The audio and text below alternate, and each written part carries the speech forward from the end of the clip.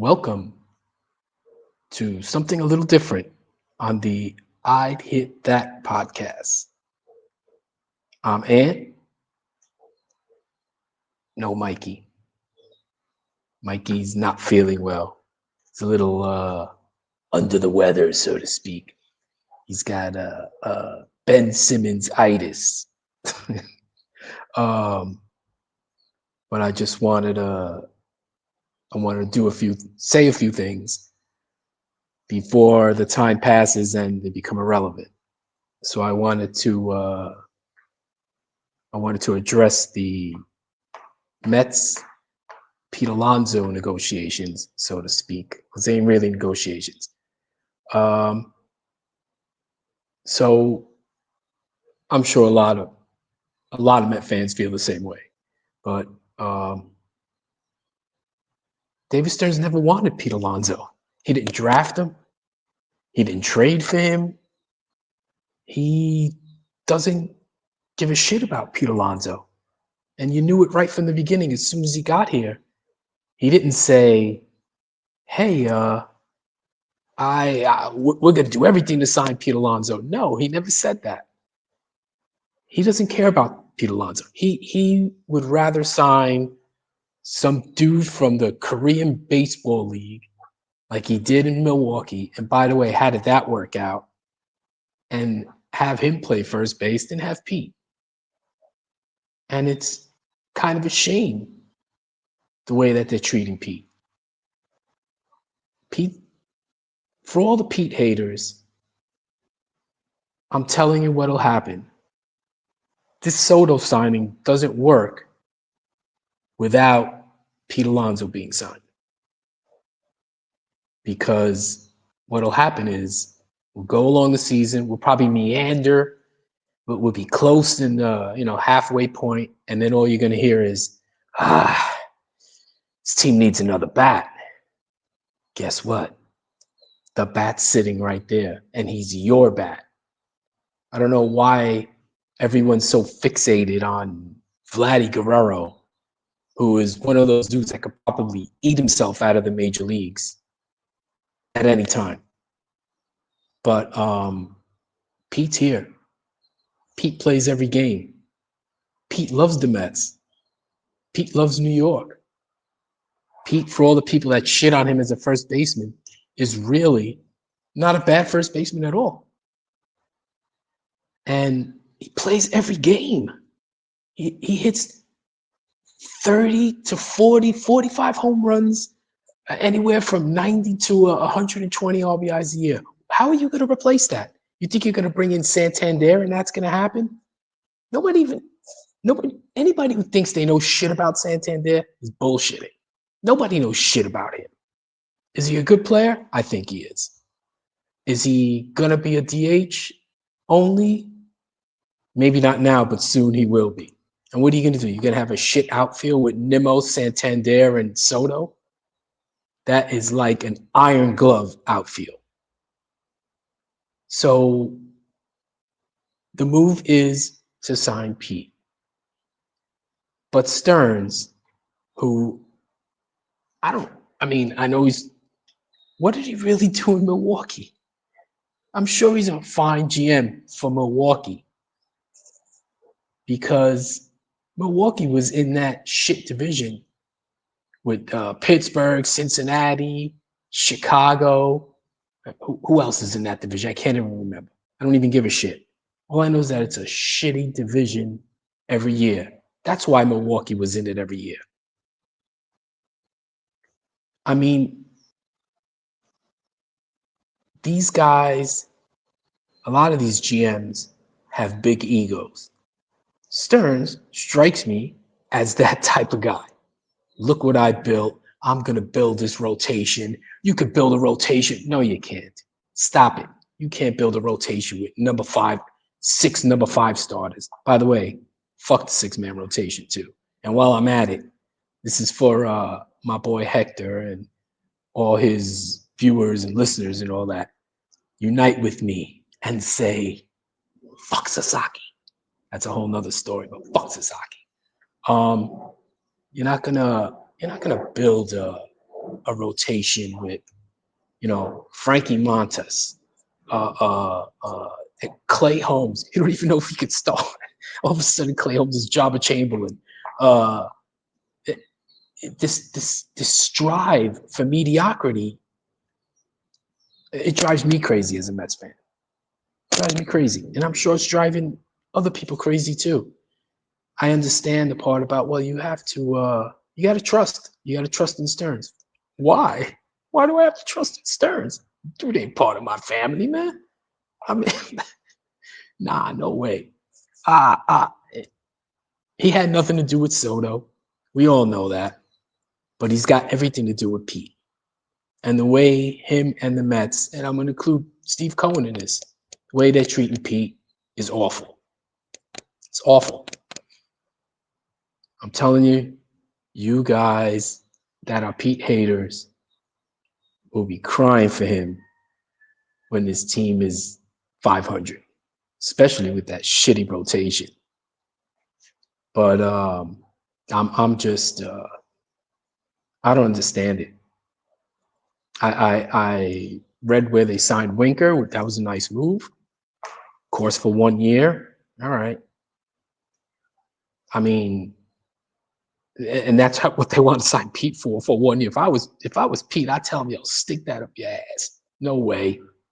They need Pete for a minimum of 3 years. If you have Soto for guaranteed 5 years, you want to be competitive in all 5 of those years. Guess what? Me, as a Met fan, I want Pete part of those years. Because here's what's going to happen. Lindor's going to get older, right? Oh, and then guess what? In a couple of years, your boy Stearns is going to be looking to trade Lindor when he's about, what is he, 31 now? So when he's about 33, he's going to be looking to get rid of Lindor too. You'll see. But I want Pete riding with the Mets, man. I'll ride with Pete. I'll take the bad with the good. I'll take the bad with the good. And maybe I'm in the minority on that, but that's okay. I'll take it. I don't understand the hate for Pete. It's makes me sad actually, man. Go ahead, go with Ronnie Mauricio. All of a sudden, is going to be a first baseman. It was Mariano Dunkmo. Mariano Dunk. Did he play first base? No, played second. What was he? Now he's a full utility man. Come on, stop it. Brett Beatty. Didn't we try Brett Beatty in the major leagues already? Doesn't work. I don't understand. You got the guy sitting there. Sign him. It's where Steve Cohen's got to step in and go, yo, I want my man on this team, man. But we'll see what happens. I know what's gonna happen. He ain't gonna be on the Mets. That's what's gonna happen. What else can we address? Tanner Scott sitting there. Sign Tanner Scott. He don't want to do that. He wants to sign Tim Hill. Stearns has there's something Sandy Alderson-esque about him. Like he would have been perfect working for the Wilpons with his penny pinching in small market ways. Small market, big ego. I'm not saying I'm down on him, but right now I'm down on the way that they treat Pete. I just wanted to say that. Wish Mikey was here to bounce that off of him, but maybe we'll get to it next time if it's still relevant. And the other thing I wanted to do was I wanted to talk about some Knicks. I watched last night. I'm out here in Puerto Rico, and watched last night. They got the win. That team is so flawed, and they need some scoring off that bench. They were a little better yesterday off the bench. I get that. And Mitchell Robinson, at least for me, is not the answer. The dude's made of paper. He's going to come back and probably get hurt again. And he's not going to help you. He's not going to help you offensively. They need somebody. Uh, Personally, I like Cam Thomas from the Nets, but what are you going to do? Trade for every net player? Already got their best player. But last night, I mean, never mind that. The game before against the Pistons, I don't know what's up with that, man. That was you can't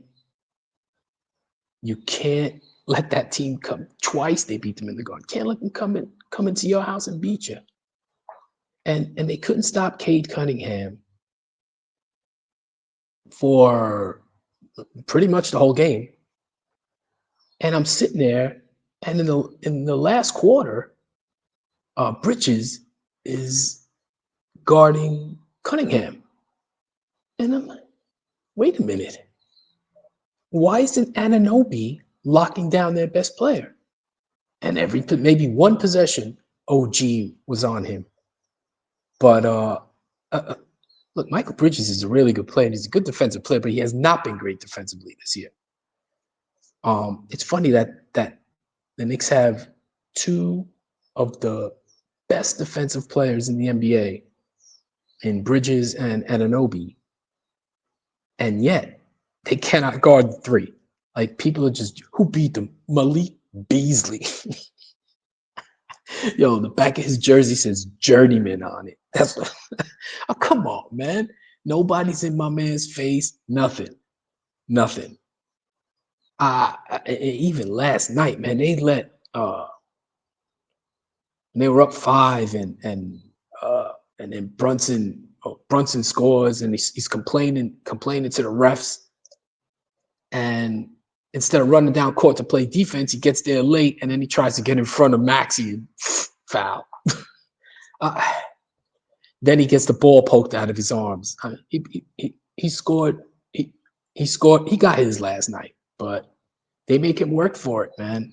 They make him work for it. All these teams are doubling him and putting tall guys on him. And yeah, like the past 3 games, he's gotten his, but he's working for it.